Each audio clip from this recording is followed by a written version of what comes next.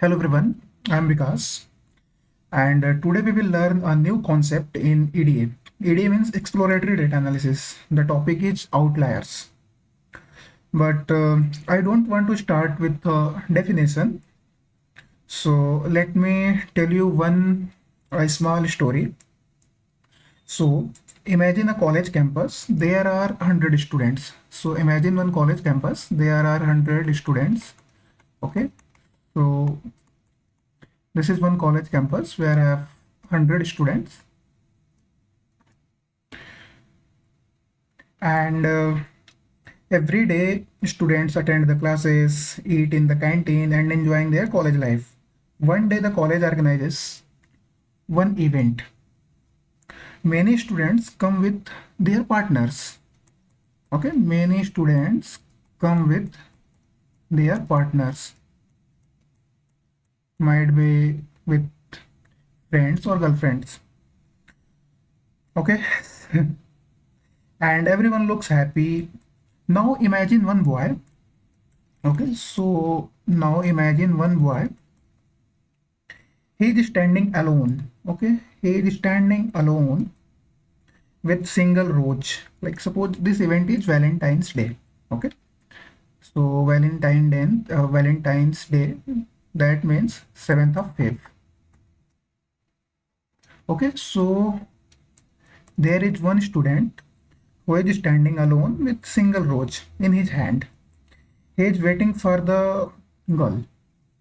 Okay, he likes. Everyone else is busy, but this one boy catches everyone's attention because he is different. Because he is different from the others. Like everyone have their friend or girlfriend, but he have no one.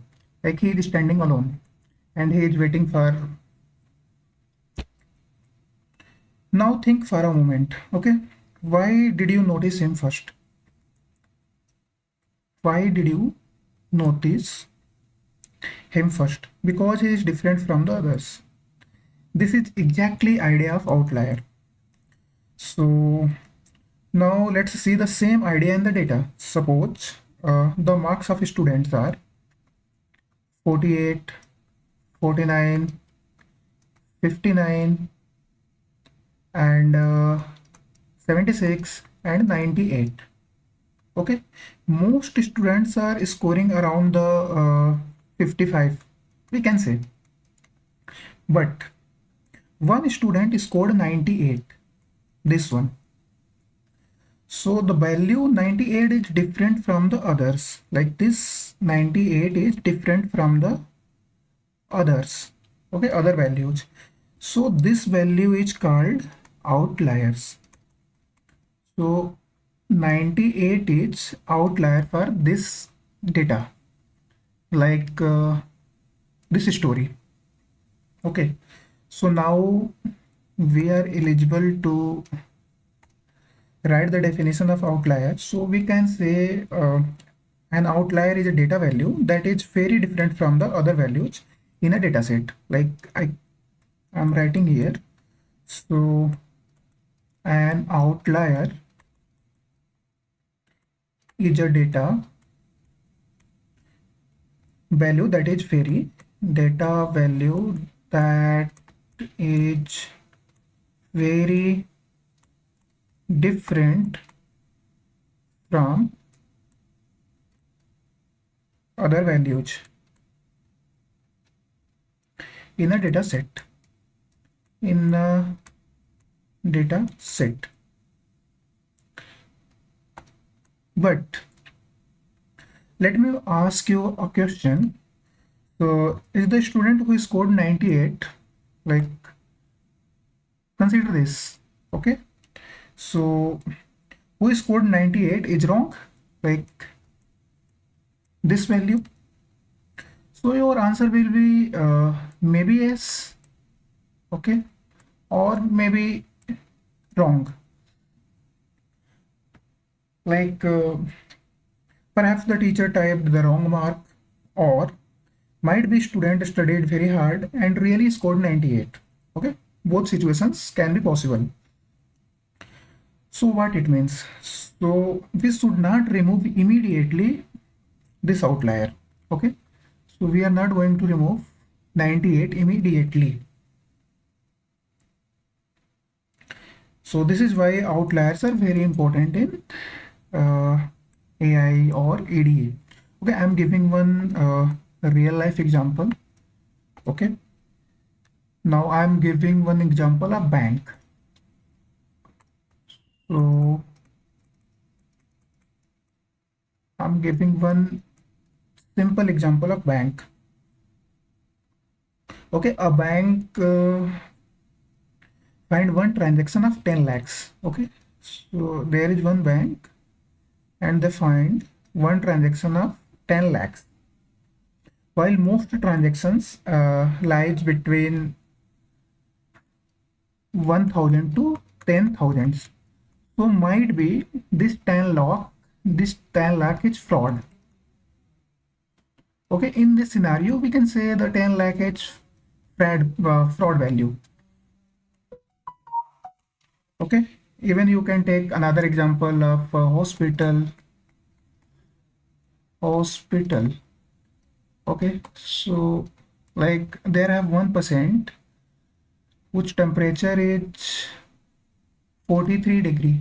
Okay, might be this is wrong observation, or you can say have some chances of this will be the correct observation, but 43 will be the outlier. Because why? Like most temperature will fall in the range of 36, 37, 37.5, something something something, but 43 is totally different.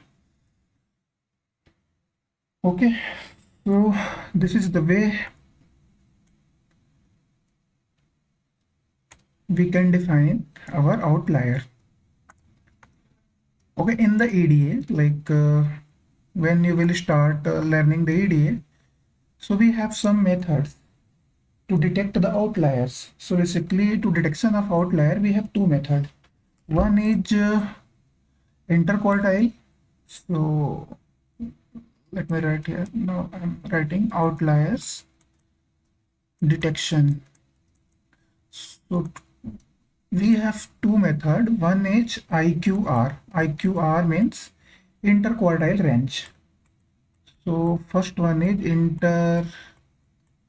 interquartile range, and second method is Z score method. Okay, with the help of both method, we can easily detect the outliers from the dataset. Like in IQR method, first we will calculate the Q1 means quartile 1, then we will calculate the quartile 3, then we will take the difference of Q3 and Q1, and the difference of Q3 and Q1 will be called as interquartile range. Then we will fix one upper bound. Okay, so for the upper bound, like we will write Q3 plus 1.5 times of IQR, and for the lower bound we will write Q1 minus 1.5 times of IQR. Okay, so with the help of this method, we can easily detect the outliers, our outliers. Okay, so in the next lecture, I will teach you how we will do the calculation. Okay, like how we will calculate our upper bound or lower bound, and how we will calculate our Z score. Okay, so we can detect the outliers. So in the next lecture, I will teach you. Okay, so bye bye.